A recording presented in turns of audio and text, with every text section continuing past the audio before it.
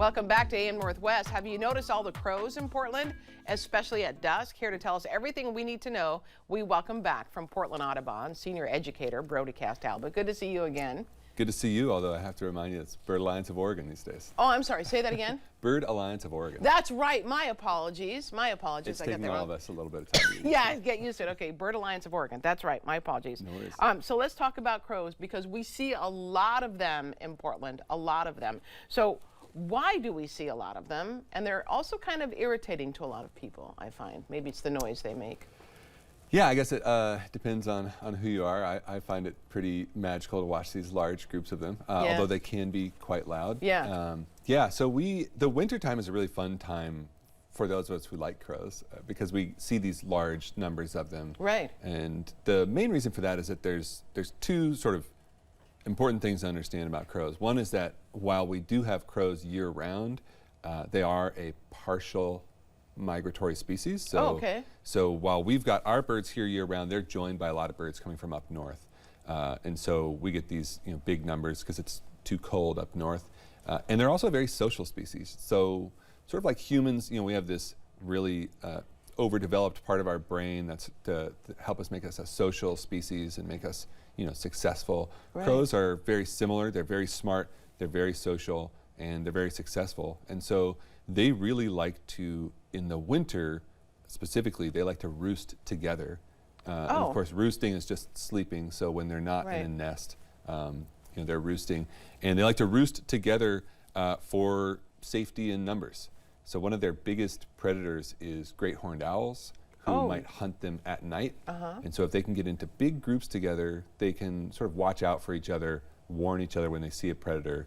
And it turns out there might be a lot of other things going on as well as more research comes out, that a lot of it really also just has to do with them being social and communicating with each other and learning from each other. So there's some fascinating new research that one of the things they're doing is watching each other and the birds that have these essentially like a full belly, they can notice that and know that wherever that bird is going back to, there must be a lot of good food. So they might even follow that bird the next day to where they're going. You mentioned successful. How do you define successful in terms of crow behavior?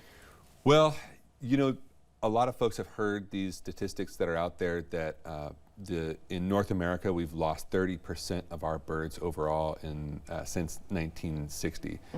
And so a lot of birds have really been declining in numbers overall as their populations are confronted with climate change and habitat loss and all these things. Oh, sure. Crows, their numbers are doing all right. They really like the sort of urban habitat that humans have created, where there's lots of abundant food, and they sort of like these open habitats. They don't like big, mature forests. So they've actually been very successful in living with humans, where that's been a challenge to a lot of other bird That's species. why there's so many of them in downtown Portland.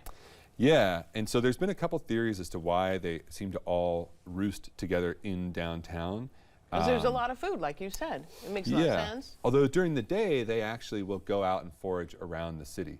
So I might have a number of crows in my yard, and the joke is that you could blindfold somebody and put them anywhere in the city at dawn or dusk, and you could tell which way Portland was, because at dawn, they sort of fly out in every direction from downtown, and at dusk they all fly back. So they're going out to individual neighborhoods, maybe their territories, or they're following another bird to forage, and then they're coming back downtown where it might be a little bit warmer.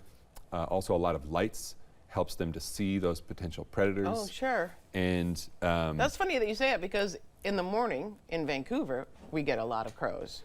Yeah. So they just did the commute.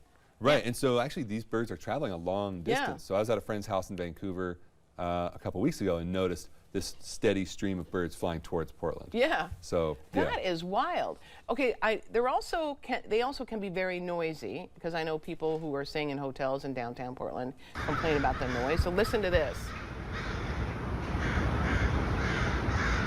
Wow. That's just in one little area in downtown. So tell me about the noise they're making, or is it just that, are they speaking to each other? Yeah, so this is one of the big mysteries. Crows, like a lot of songbirds, don't actually have songs. So songs are a way that birds communicate their territory and try and find mates. Crows don't really have a song, but they have all these other vocalizations that we don't really know what all of them mean. Oh. And so a lot of just the typical sounds they might have been making there might be recruitment sounds. They're just letting the other birds know we're heading in this direction. That's sort of how they create these big roosts of up to 20,000 birds, is by calling loudly so the other birds can tell where the major group is. And then once they've settled down, there might be lots of other conversations happening there that we don't really know what they mean fully, Yeah. which is, I think, pretty exciting. It seems to me that they are, and we've talked about this before, but they're super smart. They're incredibly smart. Yeah. They're among the smartest animals out there. They've got, you know, the intelligence of maybe a 2-year-old human child. Yeah. So that's why crows have been successful. They're feeding, you know, birds have their different niches, their different ways that they feed. They might be fast, they might be sneaky, but crows are problem solvers. They are really adept at finding novel food sources. And so you can give them puzzles. Researchers do this, giving them these really complex puzzles that they can solve to find food. And so in the urban environment, they've found humans leave lots of food around. Oh, for sure. And they're smart enough to find, they're smart enough to open that McDonald's bag in the parking lot and find the French fry in it or something That's like that. great. That's great. Well, tell everyone, if you'd like to find out more about the Oregon Bird Alliance. Bird Alliance of Oregon. Bird Alliance of Oregon, darn it. We're going to get all that information for you on our website at KHU.com. Thank you so much. Brodie, great job. Thank you. Appreciate Thanks so it. much. Yeah. We'll be right back with more AM Northwest. Don't go away.